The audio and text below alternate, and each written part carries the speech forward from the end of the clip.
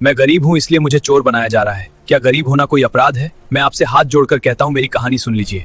एक छोटा सा गांव था जहां चारों तरफ खेत थे और बीच से एक नदी बहती थी। यह गांव बाहर से शांत दिखता था, लेकिन लोगों के दिलों में बहुत ज्यादा कठोरता थी। इसी गांव में एक आदमी रहता था जिसका नाम हरिया था। हरिया गरीब था, अकेला था और सबसे बड़ी बात, बदनाम था। गांव वाले उसे नाम से नहीं बुलाते थे, सब उसे हरिया चोर कहते थे। यह नाम उसे 15 साल पहले मिला था, जब गांव के एक अमीर सेठ के घर चोरी हुई थी। उस रात किसी ने हरिया को चोरी करते नहीं देखा, उसके पास से कुछ बरामद नहीं हुआ। फिर भी शक उसी पर डाला गया, क्योंकि वह गरीब था और उसकी तरफ से बोलने वाला कोई नहीं था। उस दिन के बाद हरिया की जिंदगी हमेशा के लिए बदल गई। हरिया गांव के बाहर एक टूटी हुई झोपड़ी में रहने लगा। दिन में वह खेतों में मजदूरी करता और रात को अक्सर भूखा सो जाता। त्योहारों के दिन जब पूरा गांव रोशनी और खुशियों में डूबा होता, हरिया अंधेरे में बैठा रहता। बच्चे उसे देखकर पत्थर मारते और चिल्लाते, भाग चोर, भाग यहां से। हरिया कभी पलटकर जवाब नहीं देता था। वह बस चुपचाप आसमान की तरफ देखता और मन ही मन भगवान से कहता कि अगर उसने कोई पाप किया है तो उसे सजा मिल जाए, लेकिन अगर वह निर्दोष है तो एक दिन सच जरूर सामने आए। एक साल बरसात कुछ ज्यादा ही होने लगी। लगातार 3 दिन और 3 रात बारिश होती रही। नदी का पानी धीरे धीरे खतरे के निशान को पार करने लगा, लेकिन गांव के लोग लापरवाह थे। सबको लग रहा था कि हर साल की तरह इस बार भी सब ठीक हो जाएगा। आधी रात को अचानक जोर की आवाज आई और खबर फैली कि नदी का बांध टूट गया है। पानी तेजी से गांव की तरफ बढ़ रहा था। लोग नींद से घबराकर बाहर निकले। औरतें बच्चों को सीने से लगाकर रोने लगीं और चारों तरफ अफरा तफरी मच गई। उसी वक्त पानी हरिया की झोपड़ी तक पहुंच चुका था।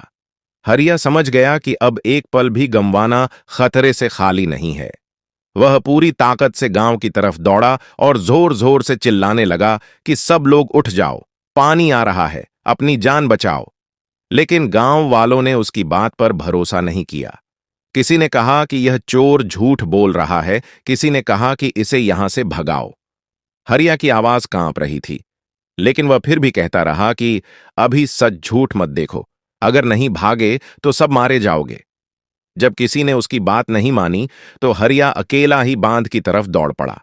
अंधेरी रात थी, तेज बारिश हो रही थी और पानी पागल होकर बह रहा था। वहां पड़े कुछ बोरे उठाकर उसने बांध में भरना शुरू कर दिया। तेज धार बार बार उसे गिराने की कोशिश कर रही थी। उसके हाथ छिल गए, पैर लड़खड़ाने लगे और एक पल को वह बहते बहते बचा। दर्द और थकान के बावजूद वह रुका नहीं, क्योंकि उसे पता था कि अगर वह रुक गया तो पूरा गांव तबाह हो जाएगा। दूर से कुछ गांव वालों ने देखा कि कोई आदमी अपनी जान जोखिम में डालकर बांध को बचाने की कोशिश कर रहा है। जब वे पास पहुंचे तो पहचान कर सब सन्न रह गए। वह आदमी कोई और नहीं, वही बदनाम हरिया था। उस पल बहुतों की आंखों में शर्म और पछतावा साफ दिख रहा था। बिना कुछ कहे पूरा गांव उसकी मदद के लिए आगे बढ़ा। सबने मिलकर बांध को संभाला और कड़ी मेहनत के बाद पानी का बहाव धीरे धीरे कम होने लगा। उस रात गांव बच गया। सुबह जब हरिया को होश आया तो उसने देखा कि पूरा गांव उसके सामने खड़ा है। गांव का सबसे बुजुर्ग आदमी आगे आया और रोते हुए बोला कि 15 साल पहले जिस चोरी का इल्जाम हरिया पर लगाया गया था, वह उसने नहीं की थी। असली चोर मरने से पहले अपना गुनाह कबूल कर गया था। यह सुनकर हरिया कुछ नहीं बोला। उसकी आंखों से बस आंसू बहते रहे, जैसे सालों का दर्द एक साथ बाहर आ गया हो। उस दिन के बाद गांव बदल गया। जिस आदमी को कभी पानी नहीं दिया गया था, आज उसी को सम्मान से बुलाया जाने लगा। उसके लिए पक्का घर बनाया गया, काम दिया गया और इज्जत दी गई।